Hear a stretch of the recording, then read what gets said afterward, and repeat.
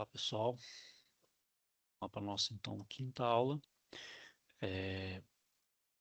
dessa do nosso curso, né, de refrigeração tanto comercial e também para de residencial.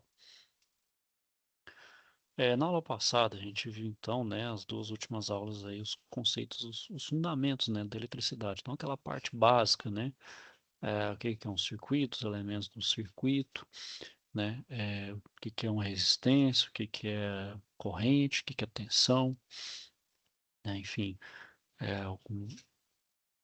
os componentes básicos da eletricidade, a eletricidade em si aí, né? Então agora a gente vai ver a parte dos comandos elétricos, né? Então, um pouco de uma aplicação mais prática, né? Onde elas realmente são aplicadas ali, para que servem, né? E qual a função de cada um deles ali, né? Qual o papel de cada um deles ali. Vamos compartilhar a tela aí. Bom, então, o que que é o comando elétrico, né? Vai ser um conjunto de elementos, né, que vai ser utilizado para acionar, para comutar e para proteger também as máquinas elétricas, né? Então, são os disjuntores, são os relés, são os fusíveis, os contatores, os temporizadores, as botoeiras, entre outros, né? Tem muitos outros componentes aí. E o que que são as máquinas elétricas, né? São aqueles dispositivos, né, que a partir de uma tensão de entrada ali, ou uma energia de entrada, no caso elétrica, vai mover os motores elétricos, né? E faz uma conversão de algo elétrico, né, de origem elétrica, para algo de origem mecânica, né? Então faz uma conversão eletromecânica.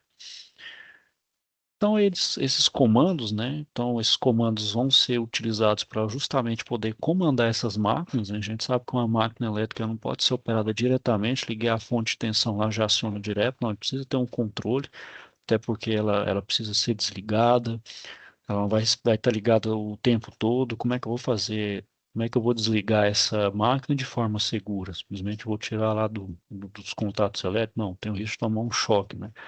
Então, eu preciso de toda vez estar bem paramentado para, né? E outra, esse acionamento vai ser direto numa fonte trifásica, então, né, vai ser bem robusto. Então, tem que pensar em algumas coisas para comandar, né, essa minha máquina, né? Então, também a velocidade de rotação, o sentido de rotação desse motor, né? E também o comando é justamente para fazer isso, fazer uma forma segura de acionar esses equipamentos, né? Sem estar diretamente envolvido neles ali, né? Que a gente sabe que tem muita energia, né, muita corrente envolvida ali, tensão, e já é prejudicial para a vida humana. E outra função garantida pelo uso dos comandos, justamente essa parte de segurança, né? Por exemplo, se eu instalar um quadro de uma botoeira, né? Então, as áreas de risco, né? Aquela parte que realmente tem uma maior tensão e corrente envolvida, eu vou estar mais protegido, posso estar mais distante para fazer um comando, né? Então, eu posso fazer um comando mais remoto, né? Então, meus motores estão bem distantes e tem uma sala, por exemplo, de controle, né? Que comumente a gente vê aí, por exemplo, nas grandes hidrelétricas, né, em salas em, em, em prédios e indústrias aí que tem um nível de complexidade maior, né? Bom, então, pessoal, quais são as aplicações que a gente tem, por exemplo, das máquinas, dos comandos elétricos na climatização? Então, por exemplo, a gente utiliza um motor elétrico para movimentar os compressores, né? Então, esses compressores menores que a gente vê nessas aplicações, vamos dizer assim, menores, a gente não vai ver um motor elétrico sendo necessário, né? Basta a ligação direta na tensão ali no compressor já é o suficiente, que compressor é pequeno porte. Se for compressor de grande porte, né? Se for que eu tenho que bombear, por exemplo, uma grande quantidade de fluido refrigerante, por exemplo, um circuito de amônia, né, ou de água, eu preciso então de um motor para movimentar esses compressores, né? Então ele vai ter um eixo acoplado no eixo do motor ali no eixo do compressor. Vou precisar também para movimentar os ventiladores, né? Então os ventiladores utilizados tanto nos condensadores, nos evaporadores, nos circuladores de ar, né? Então tudo isso a gente tem que pensar nos equipamentos de grande porte, né? Que aí vou necessitar, por exemplo, de um motor elétrico para movimentar esses grandes equipamentos. E também as bombas, né? Então também eu posso uma bomba, um sistema que tem a água, né, um sistema chiller, né, um sistema de água, para bombear amônia também, máquinas de gelo, né, então são todas essas esse tipo de equipamentos nesse sentido.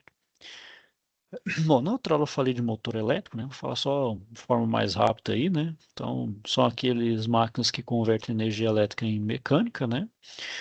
Vai estar presente na maioria dos eletrodomésticos, né? Como máquina de lavar, secadoras, micro-ondas, aspiradores de pó, porém são aqueles motores monofásicos, né? Não é igual esse que a gente está vendo na figura, que é o motor indução de gaiola, que é o trifásico, né? A gente vai ver isso em outras aplicações, né? Que a gente vê, por exemplo, no nosso dia a dia, são aqueles motores monofásicos, né? Que utilizam a fase, utilizam um capacitor, são motores menores, né?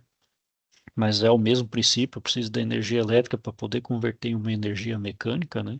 Então, além disso, a gente vê nas máquinas maiores, como nas máquinas de gelo, os motoventiladores, né? Nas câmaras frigoríficas e também nos desumidificadores de ar. Falei também, né, na área da climatização, de ver essa fonte de energia também, os compressores, movimentação dos ventiladores, os condensadores forçados, né, são aqueles de grande porte que eu preciso de um motor para acioná-los, né.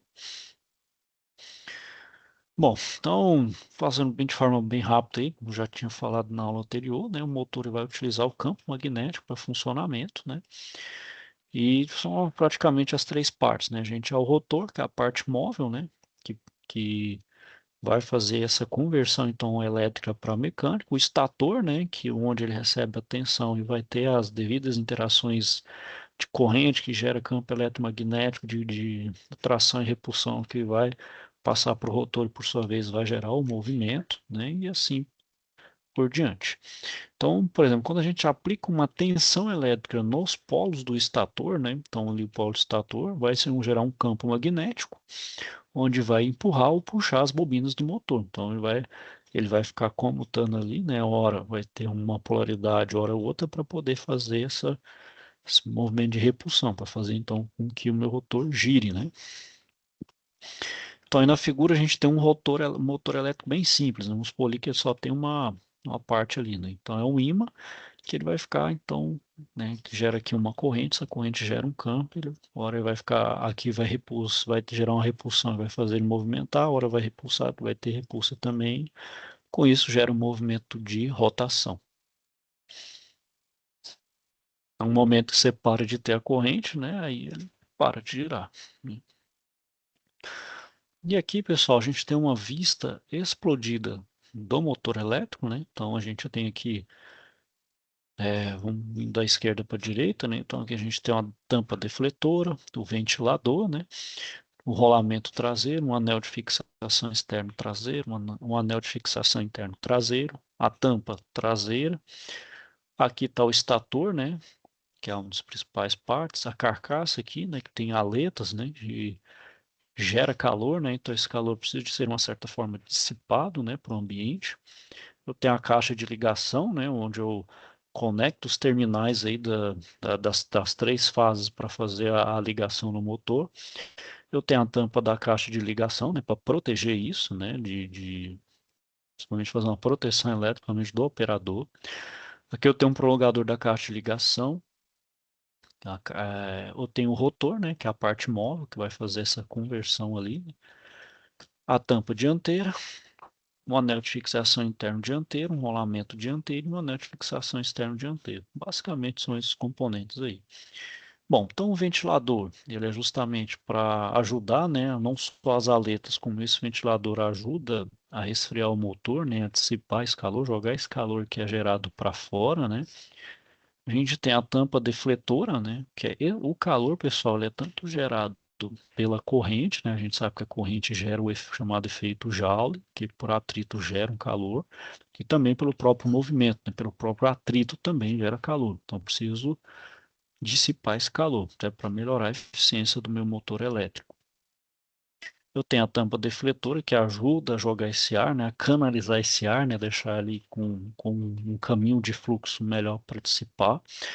A gente tem os terminais, né, onde tem os conectores, onde vai ser ligada a alimentação do motor, os rolamentos, né, porque esse meu eixo está apoiado sobre dois mancais, né, dois eixos, né, dois rolamentos, né, mancal de rolamento.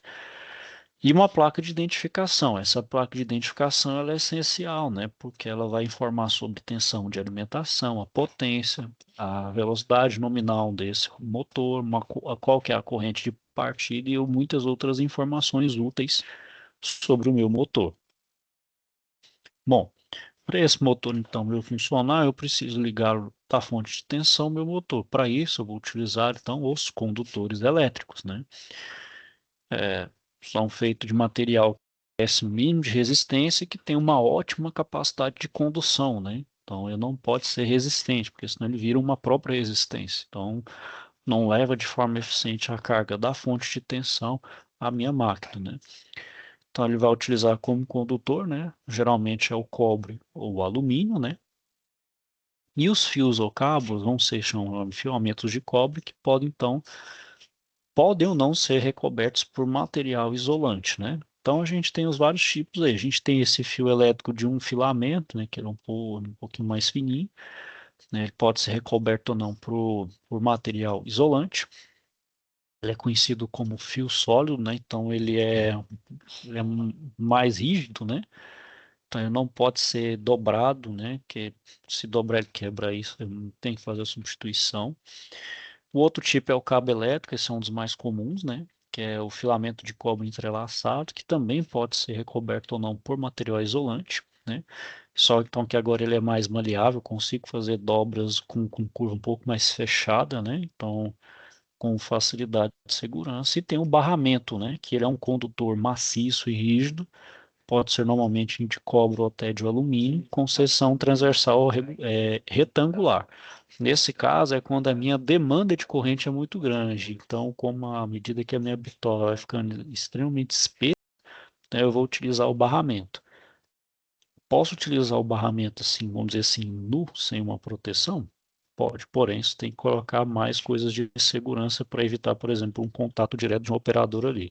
Então, colocar uma placa de acrílico, ou geralmente também tem aquelas proteções de borracha que você coloca em volta aqui em determinados pontos para não ter o contato. Mas mesmo assim tem que ter uma proteção extra contra um contato indevido aqui com esse barramento, né? Porque esses barramentos são geralmente para conduzir uma grande capacidade de corrente elétrica. Bom, e essa capacidade da corrente, né, ela é determinada pela bitola, né, que é a área de seção transversal, né? Então, quanto maior a bitola da minha corrente, né, maior será a capacidade de condução de corrente do condutor. E essa bitola, ela é expressa em milímetros quadrados, né, que é o que tem por norma, que tem nos catálogos, né? Bom, então, como eu determino essa minha bitola, né, essa minha seção transversal? Eu tomo por base a norma da ABNT, né, que é a Associação Brasileira de Normas Técnicas da NBR 5410. E eu vou ter, então, três métodos nomeados, né? Então, vou ter três métodos a serem seguidos aí para poder dimensionar. O primeiro é da seção mínima, o segundo da capacidade de condução de corrente, o terceiro pela queda de tensão, né? Então, a gente considera a mais indicada aquela que for a maior, né, dentre, então você faz o cálculo das três condições, você vai ver aquela que for maior nos três métodos, até por questão de segurança. Bom, o critério da seção mínima determina os valores de bitós ou seções mínimas que podem ser utilizados em sua instalação para maior segurança, né? Então, por mais que os seus cálculos deu ali que a seção deu bem pequena, mas por segurança utiliza a chamada seção mínima, né? Então, tem um mínimo que é permitido ali pela própria norma, né? Então, aqui a gente tem um exemplo, né? Então, por exemplo, a instalação fixa em geral, a gente tem para os dois tipos, para condutores e cabos isolados ou para condutores nus, né? Então, por exemplo, para circuito de iluminação, o mínimo é de 1,5 milímetro, 1,5 milímetro quadrado para cobre, 16 para alumínio. Para circuito de força, eu tenho 2,5 milímetros quadrados para cobre e 16 para alumínio. E para circuito de sinalização e circuito de controle, eu tenho 0,5 milímetro quadrado por cobre. Se for um condutor nu, para o circuito de força, eu tenho 10 milímetros quadrados por cobre e 16 milímetros quadrados por alumínio. Se for para circuito de sinalização e circuito de controle, 4 milímetros quadrados por cobre. E para linhas flexíveis com cabos isolados, para um equipamento específico, tem que ser conforme norma do equipamento, para qualquer aplicação, 0,75 milímetros quadrados para o cobre, e circuito a extra baixa tensão para aplicação especial, também o mínimo é de 0,75 milímetros quadrados para o cobre. Então, esse é o método da seção mínima, né? Bom, outra coisa que eu também tenho que considerar, né, que toda corrente que circula em um fio, né, em um condutor, ele gera corrente. Essa corrente, ela gera um calor, que é o chamado efeito Joule. Então, eu vou ter o método de determinação da seção do condutor pela capacidade de corrente, que considera, então, né, esse aquecimento no conjunto. Então, para determinar essa bitola, eu tenho que considerar a forma de instalação, como está instalado os condutores na minha edificação, né, no meu estabelecimento. Então, eu vou ter a forma de instalação A1, né, que é os condutores isolados em eletroduto seção circular embutido em parede termicamente isolante. Então, o eletroduto está dentro da parede, né, embutido em parede. Assim como o A2, só que agora de ser com condutores isolados, ele é multipolar, né? Então, ele está multipolar em seção circular, é uma outra forma. O outro é a forma B, que é tanto condutor isolado para multipolar, que está sobre parede de madeira, aí está dentro sobre parede de madeira ali, né? Tem a instalação do tipo C, que é para cabos unipolares ou multipolar sobre também parede de madeira, né? Só que agora sem estar dentro de um eletroduto, ele está fora, está simplesmente sobre a madeira de parede de madeira. Ele tem cabo multipolar em eletroduto enterrado no solo, são para aquelas soluções em que o condutor está no subsolo, no subsolo enterrado, né, subterrâneo. A gente tem um cabo multipolar ao ar livre, e também é um dos mais comuns, principalmente nas indústrias e nos comércios, que é as chamadas eletrocalhas, né, que então os condutores eles ficam de certa forma expostos ali. É até mais prático por questão de expansão, né, não precisa quebrar a parede, quebrar a alvenaria e refazer para poder, por exemplo, no caso de expansão, né. Método de instalação do tipo F são os cabos unipolares justapostos, né, então tanto na horizontal, na vertical ou até em trifólio, ao ar livre.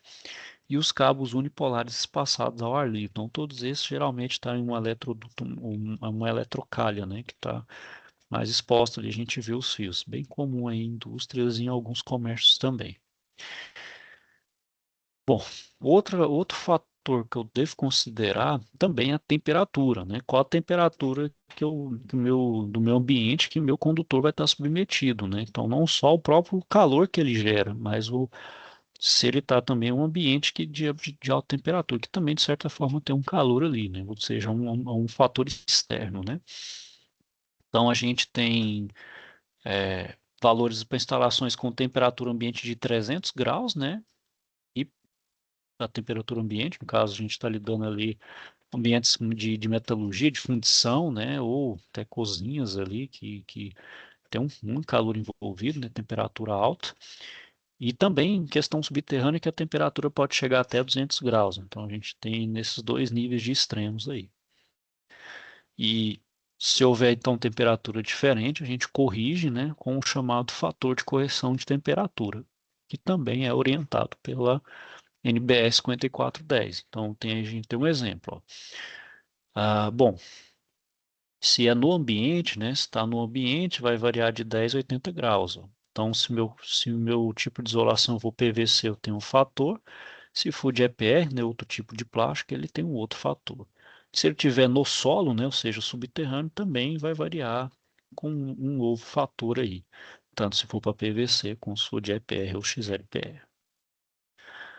Bom, e também, né, pessoal, devido à temperatura gerada pela passagem, eu também tenho que considerar, né, então se um condutor gera calor, se eles estão agrupados, né, cada um deles também vai gerar um calor individual. Então, eu preciso verificar se tem muitos cabos agrupados ali entre si, muitos cabos agrupados ali, né, numa mesma região, que eu preciso saber, porque, né, pela transferência de calor também vai aumentar a temperatura ao redor. Então, né, vai gerar ali uma geração vai gerar ali um calor maior, né?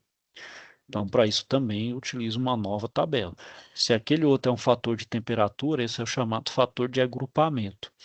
Então, eu tenho 5 formas de agrupamento aí.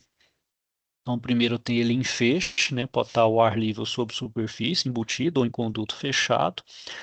Então, tem aí um número de circuitos ou de cabos, né? Então, se tem um cabo é um fator um e à medida que vai aumentando esse fator aqui, ele vai diminuindo, né? Então, se eu tiver mais de 20 cabos, ó, eu tenho 0,4 de fator. Então, posso ter também camada única sobre parede, piso ou bandeja, né? Seja ela não perfurada ou prateleira.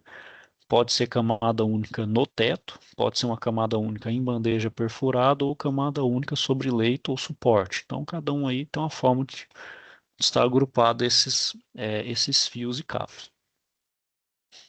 Com esses dois fatores, então, eu faço minha correção da minha corrente de projeto, né?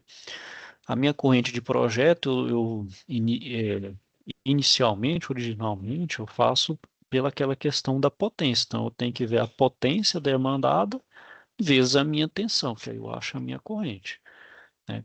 Potência não é igual a tensão vezes a corrente, então a potência dividido pela tensão tem a minha corrente.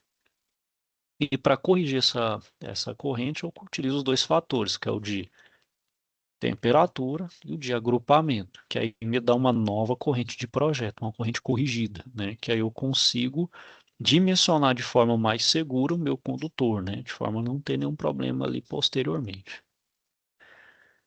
Isso aqui tem nos diferentes catálogos, tem na Pirelli, né? Cada fabricante de condutor vai ter o seu ali, né? Geralmente tem ali, é padronizado, né? A própria NBR também tem essa tabela, esses valores. Bom, um outro componente, bom, se a gente precisa da fonte de tensão, precisamos, né, dos condutores ali e dimensioná-los também. Para chegar às nossas máquinas, também precisa de proteção, né? Precisa de algo para proteger não só o condutor, como também a máquina, que são os fusíveis, né? Para proteger justamente o circuito. Então, ele é utilizado em todas as áreas que tem eletricidade ali como fonte, né? Então, pode ser tanto residencial, comercial, industrial, porque o fusível ele é de baixo custo e uma baixa assim, sua simplicidade, né, de utilização. Sua função, o que que é? É atuar contra a sobrecorrente e curto-circuito, né? Que são aqueles picos de corrente, né? E justamente danifica o meu circuito e também é extremamente prejudicial à vida humana, né? E também previne até incêndios, né? Que o curto geralmente pode vir como consequência de um incêndio, pode preceder um incêndio, né? Bom, construtivamente, os meus fusíveis eles têm um elemento metálico, né? O elemento metálico é o chamado elemento fusível. Esse elemento ele é um conduto, ele tem a seção do meio com diâmetro reduzido, né? Com relação aos cabos, que vai subir, que vai se romper. Então ele chega no limite máximo que foi projetado e rompe, justamente para separar ali o circuito, não ter mais a condução da corrente ali. Então isola o sistema, né? Então ele é coberto normalmente por um corpo de porcelana e preenchido com material granulado extintor, que é geralmente ali a areia de quartzo. Bom, os fusíveis, pessoal, ele tem três tipos de atuação, que é a atuação retardada, rápida e ultra rápida. A de ação retardada, ela é uma ação com atraso em relação ao aumento da corrente, ou seja, ele espera dar um aumento da corrente e depois atua, né? Então, ele tem uma aplicação. Ele é utilizado em circuitos onde a corrente de partida é muito elevada. Então, por exemplo, se eu estou fazendo uma partida direta no motor, a gente sabe que a partida direta ela tem um pico de corrente muito alto. Se eu utilizar um fusível, por exemplo, de ação rápida, ele vai romper, ou seja, toda vez que eu colocar um fusível de ação rápida, ele sempre vai romper antes de arrancar o meu motor. Então, o meu fusível tem que ter essa ação retardada, de forma que ele não atue, né? Para justamente ter esse acúmulo de corrente para gerar a partida do motor, né? Então, por isso que ele é usado para esse tipo de aplicação, né?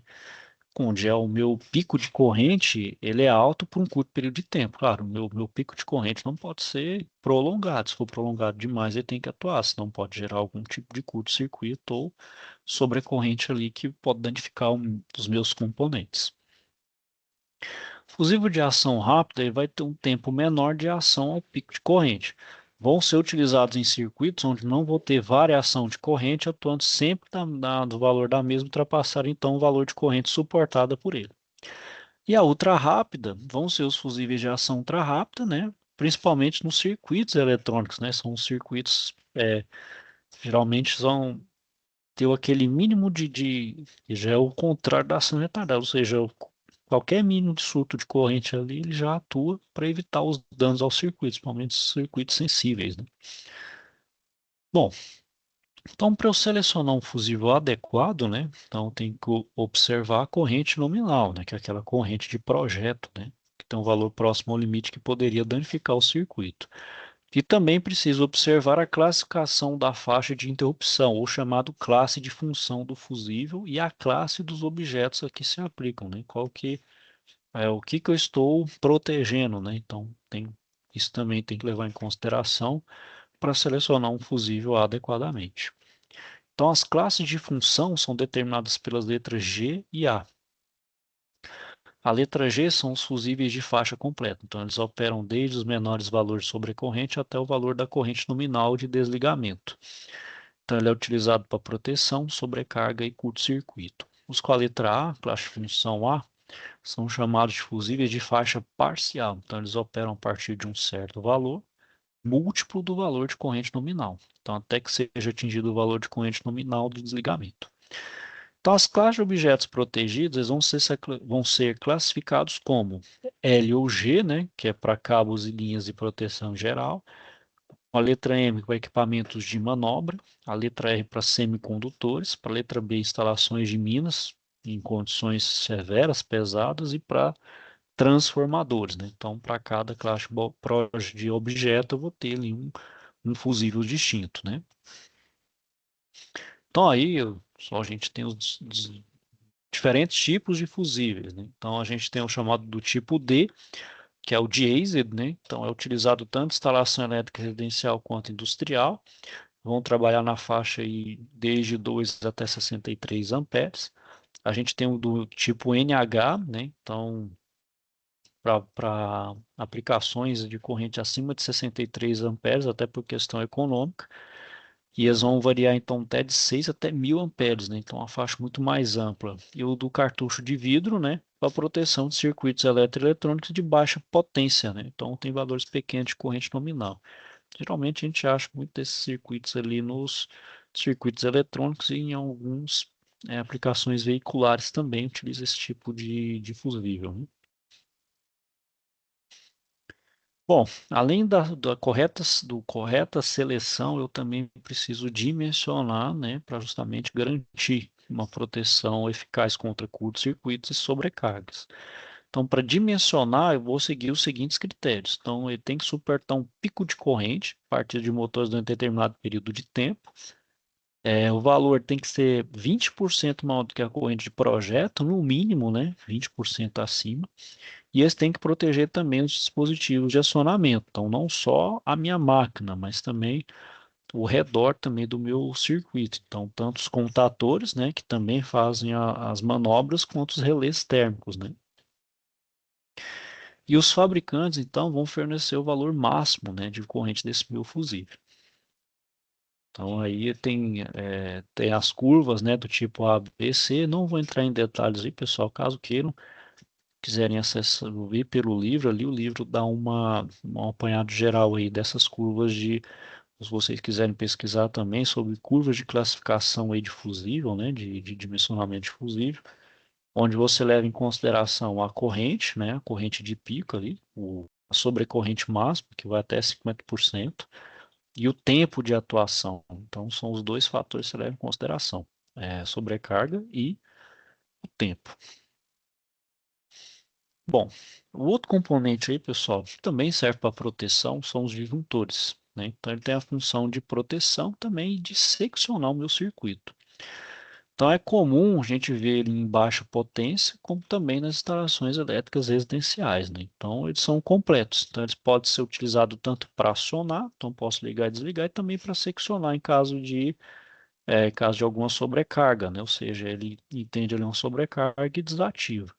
Ao contrário do fusível, que no momento que ele queima ali, né, que ele atua, eu preciso substituir o disjuntor não, o disjuntor ele só desarma. Uma coisa que você faz é rearmar ele. Então ele tem uma maior robustez com relação a durabilidade do que o próprio fusível. O fusível ele é descartável, né? Queimou, tem que fazer substituição. Bom, quais são os tipos de disjuntores que a gente tem? Então, a gente tem os térmicos, que vão oferecer proteção apenas contra sobrecarga, né? Então, ele só vai entender ali o efeito Joule, né? O efeito de calor e fazer o disparo, né? Onde ele interrompe o circuito e ele é acionado quando ocorre uma intensidade de corrente excessiva, né? Que dentro desse disjuntor tem um bimetálico, uma lâmina bimetálica com dois metais distintos que vai ter um aumento, vai fazer com que a lâmina então seja envergada até que toque o gatilho e desarma o meu sistema, né? Então, meio que a corrente, cada lâmina tem um jeito distinto, então ela vai até, pega o gatilho e faz o desarme. Ó, tá, ela está atuando, então apenas contra sobrecarga. A gente tem o magnético, né? Então, ele fornece proteção apenas contra curtos circuitos, ou seja, aqueles picos de corrente muito rápida, né? Então, onde ele vai, essa corrente de curto-circuito, ela vai alimentar uma bobina. Essa bobina cria um campo magnético, e ela move então um atuador. Esse atuador então vai apertar o gatilho e vai gerar o disparo e vai interromper o circuito e o meu circuito desligue. E a gente tem o disjuntor que une os dois, tanto a característica térmica quanto a magnética, que é os termomagnéticos. Esse aí é o mais amplamente utilizado, né? Porque une o melhor dos dois mundos, né? Então ele vai proteger o circuito das duas formas. Primeiro, ele provoca um disparo térmico, né? Enquanto a ocorrência de um curto-circuito vai provocar o disparo eletromagnético, né? Então ele vai atuar tanto do ponto de vista térmico quanto magnético, né? Então eles são instalados em séries com os condutores fase no quadro de distribuição, né? Então a gente tem aí a, esse disjuntor aí que hoje é o mais utilizado, só que ele também é um dos mais caros, né? A gente também tem os disjuntores motores, né? Então, eles vão ser próprios para motores elétricos, né? Então, eles podem oferecer proteção apenas contra curtos-circuitos ou serem termomagnéticos, disponibilizando também proteção contra sobrecarga. Então, ela é regulável, né, essa proteção. Então, esse disjuntor ele diferencia do termomagnético, eu consigo regular a atuação dele, por exemplo, em relação à parte térmica, né? Bom, e os interruptores, né, os disjuntores interruptores vão ter a função apenas de seccionar o circuito. Ele é apenas para seccionar mesmo, só para desligar, só uma proteção mesmo contra sobrecarga e curto-circuito, né? Então, ele é como se fosse uma espécie de redundância, né? Já tem dispositivo de proteção, como por exemplo o fusível e um relé térmico, né? Ele é só, vamos dizer, um dispositivo extra, né? Caso, por exemplo, não tenha nenhum motor, nenhum termomagnético aqui à disposição. Bom, outro tipo de disjuntor também são os diferenciais residuais, perdão. São os chamados DRs, né? Então, ele não tem apenas função de proteger as instalações e equipamentos, mas ele também protege o usuário no contato direto quanto também no indireto. Então, eles vão possuir um funcionamento igual ao disjuntor termomagnético para proteção do circuito acrescido da função para proteção das pessoas. Basicamente, o que acontece? Ele faz uma espécie de cálculo vetorial da corrente. Então, eu tenho ali chegando, por exemplo, vamos supor ali as três fases mais um neutro, então está chegando corrente nas três fases. Se ele, por exemplo, alguém acidentalmente pegou em um fio que está de uma das fases que está ali desencapado, né? E então o que acontece? Está tendo uma fuga de corrente para algum lado, ou seja, está tendo um desequilíbrio. No momento que ele vê uma diferença de corrente que está ali saindo, ou seja, tem um desequilíbrio de corrente, ou seja, o saldo de corrente está negativo, ele vai, opa, tá tendo fuga de corrente. Ele aciona, então a forma dele acionar ali e desliga então o meu sistema, vai proteger. Geralmente o pessoal coloca, principalmente onde tem criança pequena, né, que tem muita curiosidade, coloca uma coisa metálica numa tomada ali, que é típico, né? A criança, ela é curiosa, né? Então ela coloca uma coisa metálica, ela vai entender, vai gerar um curto ali. Então, antes da criança até receber esse choque que vai acontecer, o DR atua. Então a criança no máximo ela vai ter aquele susto, né? Que é um pouquinho da corrente que não vai ter como foge, só que ela não vai correr um risco de vida, uma vez que o DR atua a tempo dessa corrente não circular muito na criança. Então o DR ajuda nisso, né? Protege a pessoa do contato, principalmente direto, né? E também no indireto, considerando, por exemplo, que não tem um devido aterramento, e parte dessa carga fica ali na carcaça, né? Fica ali no corpo, né? Isso é o chamado de contato indireto. Isso também pode gerar por não ter a fiação, não ter o aterramento, essa carga pode ficar ali. Uma pessoa que no momento que encostar toma um choque. Isso também pode fazer atuar um DR, que aí não deixa que ou mais carga venha ali e descarregue na pessoa, né? Ou seja, finda e não deixa que mais carga, né, que mais corrente passe pelo corpo da pessoa. Então, isso também é uma proteção, isso agora pelo contato indireto. Bom, outro elemento que tem no comando, pessoal, são chaves e botões, né, ou as botoeiras. E a gente tem os principais tipos aí, né? A gente tem um botão sem retenção, né, aquele que a gente aperta uma vez, então ele retorna para uma posição para uma mola. A gente tem um chamado botão com retenção, né? Aperta, ele fica ali naquele estado até que a gente aperte de novo e ele desliga, né? A gente tem a chave de seleção, né? Ou chave comutador, onde tem mais de dois estados, não só o liga e desliga, eu tenho, por exemplo, desligado, manual automático, ou seja, eu já tem três ou mais posições, né? Por exemplo, um ventilador que tem diferentes velocidades. E também a botoeira de emergência, né? Que é aquela botoeira vermelha com retenção. Geralmente ela tá fechada, a gente aperta para abrir para o meu circuito interromper, né? Então aperta como uma forma rápida ali para destravar para, vamos dizer, desligar o sistema. Bom, no desenho técnico, né, um desenho técnico elétrico, a gente então tem essa simbologia, cada um com simbologia correspondente. Então, aqui eu tenho para a botoeira normalmente aberta. Eu tenho esse tipo aqui que indica uma botoeira normalmente aberta com retorno por mola.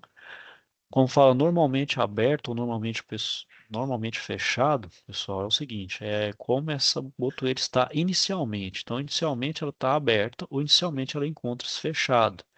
No momento que ela atua, ela passa de um estado para o outro. Então, o que está normalmente aberto, ela fecha, o que está normalmente fechado, abre, né? Só ele comuta, faz a comutação aí de estado, né? A gente tem um contato tripolar, isso para contatos de potência, né? Então, para ligar, por exemplo, motores e outros equipamentos. Contato normalmente aberto, uma contatora normalmente fechada. Bom, e indo mais específico para a área de climatização, né? E claro, sem deixar de falar das outras partes, mas indo mais aplicado para a nossa realidade, a gente tem os termostatos, né? Bom, também é utilizado, por exemplo, nas geladeiras. Os termostatos são dispositivos para controlar a temperatura. E ele funciona basicamente como uma chave de liga e desliga. Então ele vai ter um elemento sensor e um sistema de controle, né? Então ele é utilizado na climatização para controlar a temperatura, né?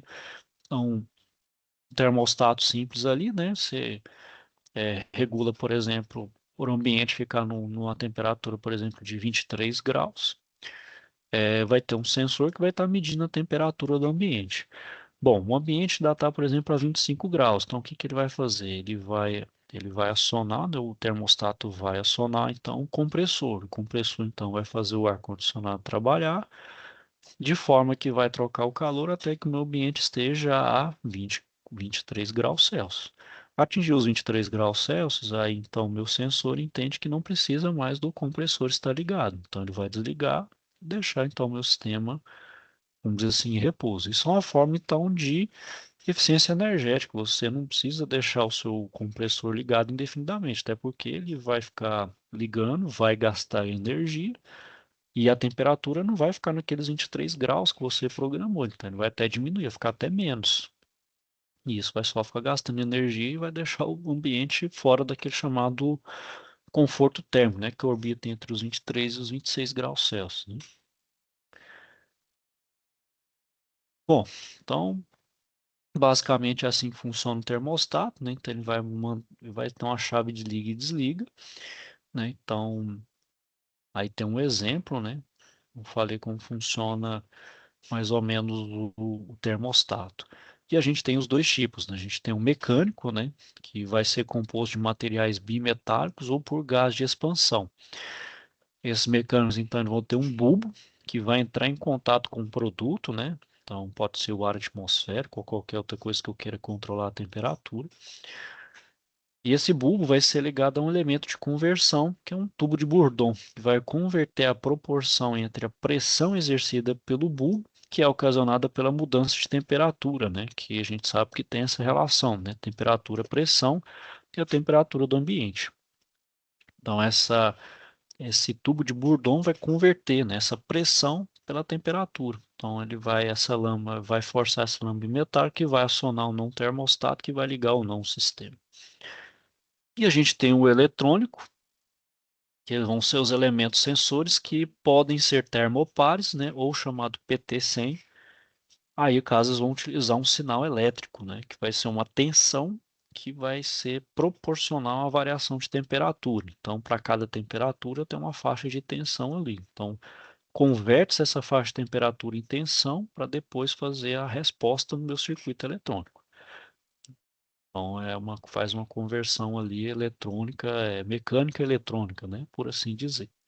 Por isso que ele é de origem eletrônica. Ele vai fazer uma, uma grandeza mecânica, que é a temperatura, né, para uma coisa elétrica, né, onde vai ter uma correspondência da temperatura com relação à tensão. Isso vai variar, né? Então, vamos pular aqui, 1 volt equivale a 25 graus Celsius e, sei lá, 10 volts é 30, né? Então, eu estou fazendo uma comparação. Então, vai fazer essas conversões de voltagem e temperatura. Outro elemento também muito presente nos sistemas de refrigeração, no caso nem tanto nos pequenos, mas nos de grande porte, são os pressostatos, né? Que são interruptores de pressão, que é utilizado para proteção do equipamento contra pressões muito altas ou até também muito baixas, né? Então, quando tem uma variação de pressão, né? Dependendo se o aparelho for muito sensível, você pode danificar, né?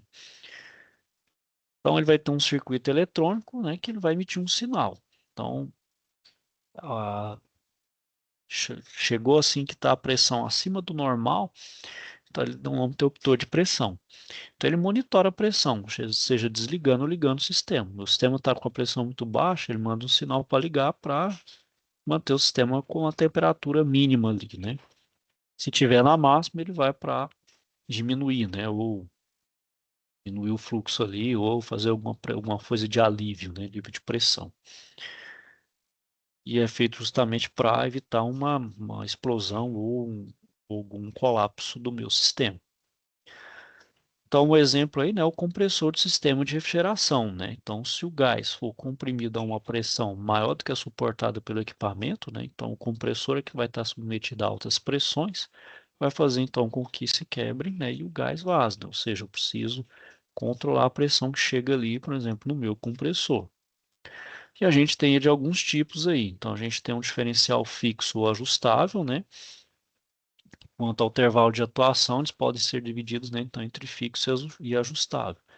Então, fixo é só naquele valor mesmo que ele já é projetado para ser ajustado, né? E o variável você pode ajustar ali a pressão de referência com uma ampla faixa de valores, vai depender do fabricante para fabricante.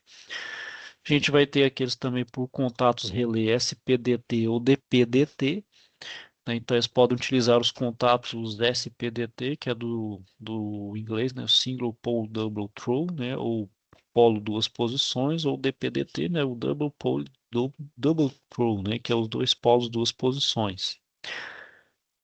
Então, ele é composto basicamente por um terminal comum e dois contatos, que é um normalmente aberto e um normalmente fechado. E o DPDT vai ter dois terminais e quatro contatos, que é dois normalmente abertos e dois normalmente fechados, né?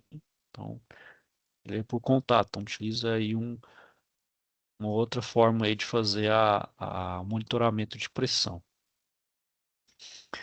Bom, além desse também, do pressostato, a gente também tem uns controles eletrônicos de pressão e temperatura. Então, ao invés de fazer o pressostato e o termostato de forma separada, posso juntá-los em uma coisa só, em uma única peça, onde eu posso ajustar tanto o valor de um quanto do outro, né?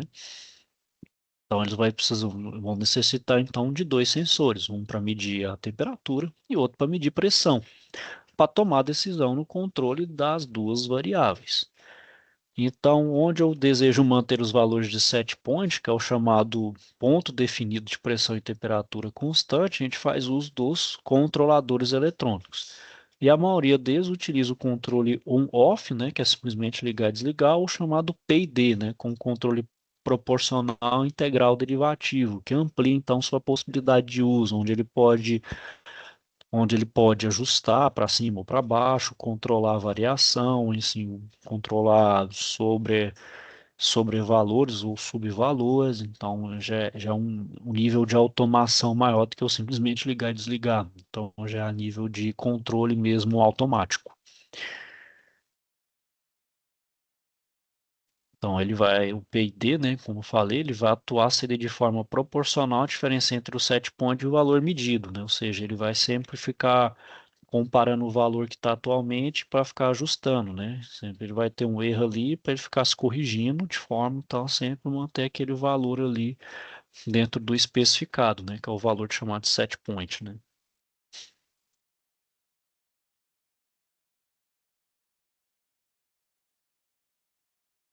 Bom, então, pessoal, antes de usar esses controladores, eu preciso configurá-los para determinar o modo de funcionamento desse equipamento. Então, eles vão fornecer os manuais de como deve ser feita essa parametrização específica de cada equipamento. Quando eu defino, então, as seguintes funções: a medição de variável, seja pressão, temperatura, o ajuste do ponto de referência, o set point, o modo de operação e calibração. Ok, pessoal, então aqui a gente termina mais uma aula. Então, na outra próxima aí vamos falar com a web aula 6, onde a gente vai continuar a falar ainda de alguns comandos elétricos. Ok, pessoal? Então eu finalizo a aula aqui por hoje. Se tiver alguma dúvida, não deixe de procurar, tá bom, pessoal? Então, até a próxima aí. Fiquem com Deus.